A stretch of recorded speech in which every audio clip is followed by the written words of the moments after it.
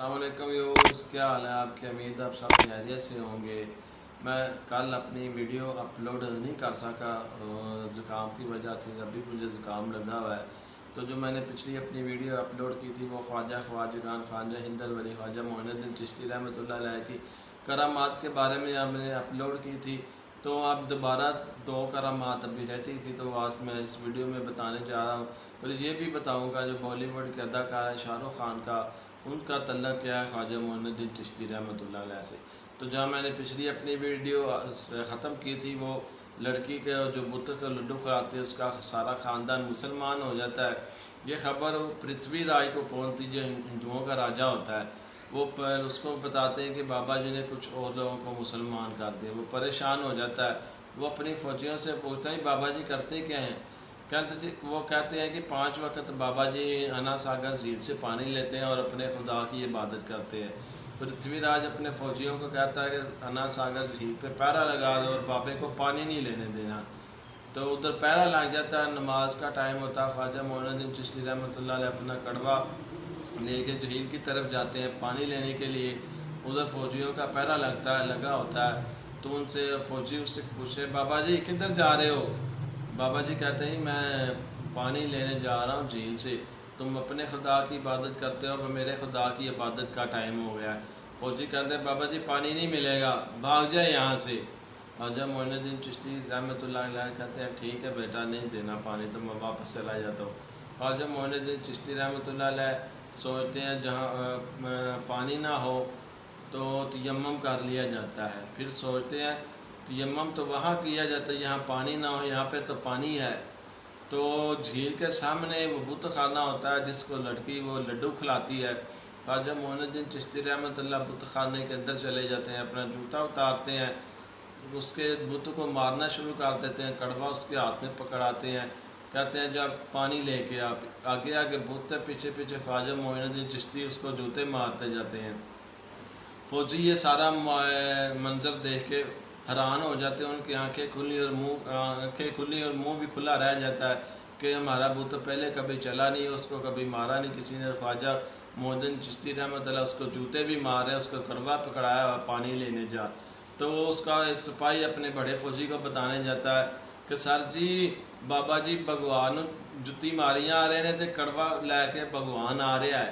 تو خواجہ اس کا جو کمانڈر ہوتا ہے وہ بھی بھاگ کے جھیل کی طرف جاتا ہے۔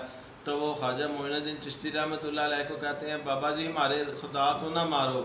بابا جی کہتے ہیں پانی دے دو، میں نے پانی لینا ہے، پھر میں آپ کے خدا کو نہیں مارتا۔ تو خواجہ معین الدین چشتی رحمۃ اللہ علیہ اپنے کڑوے سے اس جھیل میں سے پانی نکالتے ہیں۔ وہ اللہ کی قدرت رحمت ہوتی ہے، سارا پانی وہ بابا جی کے کڑوے میں آتا ہے، جھیل خالی ہوتے ہیں، اس میں سے دھول وغیرہ مٹی وغیرہ اڑنے شروع ہو جاتی ہے۔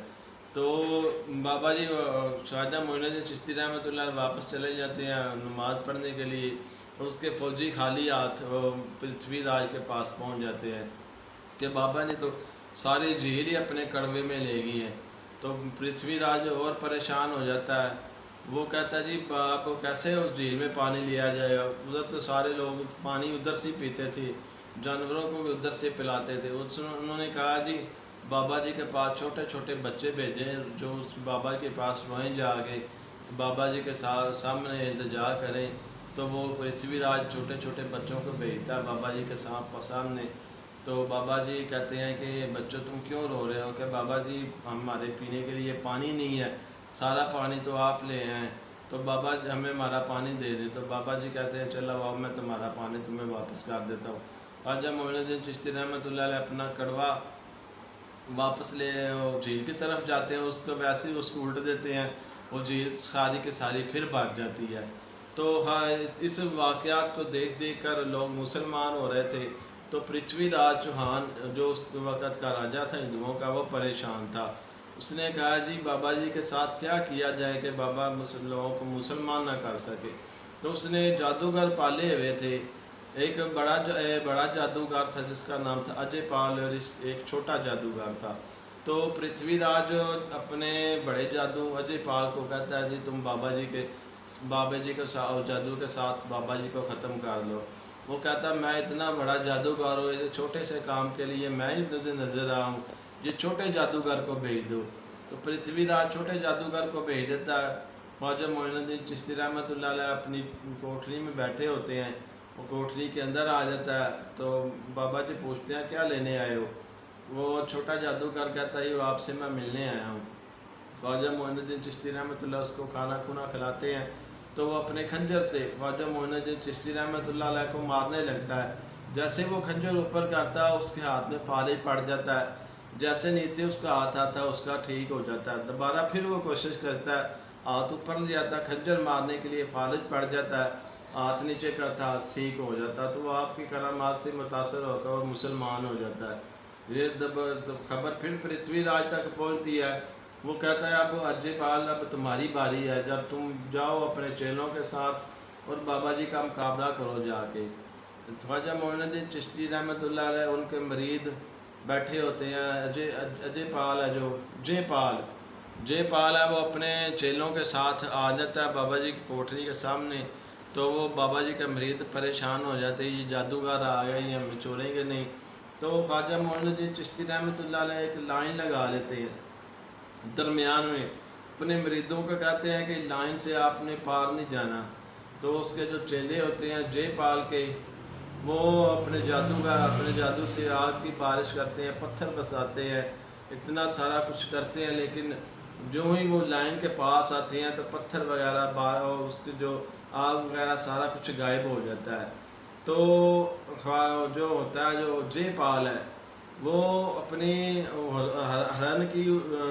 ہرن ٹائپ کا اس کے پاس ہو اور جادو سے لے آتا ہے، وہ کپڑا سا لے آتا، اس کے اوپر بیٹھ کے اوپر چلا جاتا ہے سامانوں کے اوپر۔ تو خواجہ معین الدین چشتی رحمۃ اللہ علیہ اپنے جوتوں کو کہتے ہیں تمہیں نہیں پتہ وہ اوپر چلا گیا، تم ابھی نیچے ہو۔ خواجہ معین الدین چشتی رحمۃ اللہ علیہ کے جوتے جاتے ہیں اور اوپر سے پٹائی کر کے اس جے پال کو نیچے لے کے آتے ہیں۔ جیسے نیچے آتا ہے وہ آپ کے قدموں میں گر جاتا ہے۔ تو کہتا ہے جی آپ سچے اللہ کے ولی، آپ مجھے مسلمان کر دے، کلمہ پڑھا دے۔ تو خواجہ معین الدین چشتی رحمۃ اللہ علیہ اس کو جے پال کو کلمہ پڑھا دیتے، مسلمان ہو جاتا ہے۔ اس کا نام رکھتے ہیں جی عبداللہ بیابانی۔ تو عبداللہ بیابانی اس کا نام رکھتے ہیں۔ تو وہ خواجہ معین الدین چشتی رحمۃ اللہ علیہ سے کہتا ہے جی میری ایک خواہش ہے آپ پوری کر دیں۔ خواجہ معین الدین چشتی رحمۃ اللہ علیہ کہتے ہیں کیا جی بولو؟ وہ کہتا ہے پہلے وعدہ کریں گے تو میں آپ سے خواہش کا اظہار کر دوں گا۔ خواجہ معین الدین چشتی رحمۃ اللہ علیہ کہتے ہیں ٹھیک ہے میں وعدہ کرتا ہوں۔ وہ کہتا ہے جی مجھے قیامت تک کی زندگی چاہیے۔ خواجہ معین الدین چشتی رحمۃ اللہ علیہ دل میں خیال کرتے ہیں یا اللہ یہ تو تیرا کام ہے، یہ میں کام نہیں کر سکتا، تو یہ تو تیرا کام ہے زندگی لمبی دینا۔ وہ اوپر کو منہ کرتے ہیں، خواجہ معین الدین چشتی رحمۃ اللہ علیہ اوپر سے حکم آتا ہے جس کو زندگی اتنی لمبی دے دی۔ تو خواجہ معین الدین چشتی رحمۃ اللہ علیہ سے پوچھتے ہیں اتنی لمبی زندگی لے کے تم کیا کرو گے؟ وہ کہتا ہے جو آپ کے دربار پہ بھٹکا بھولا آئے گا اس کو رستہ دکھاؤں گا، اور جو بھوکا پیاسا ہوگا اس کو کھانا کھلاؤں گا۔ تو اس کو اتنی قیامت تک زندگی مل جاتی ہے۔ یہ کتنی صدیاں ہو گئی اب خواجہ معین الدین چشتی رحمۃ اللہ علیہ کا وصال ہوا، اس دنیا سے گئے ہوئے۔ تو ایک پاکستانیوں کا ہر سال کے سال لوگ جاتے ہیں ویزے کے لیے اپلائی کرتے ہیں اور زیارتیں کرتے ہیں، جو انڈیا میں مزار ہے، پاکستان میں باہر سے لوگ آتے ہیں تو وہ ویزا اپلائی کرتے ہیں۔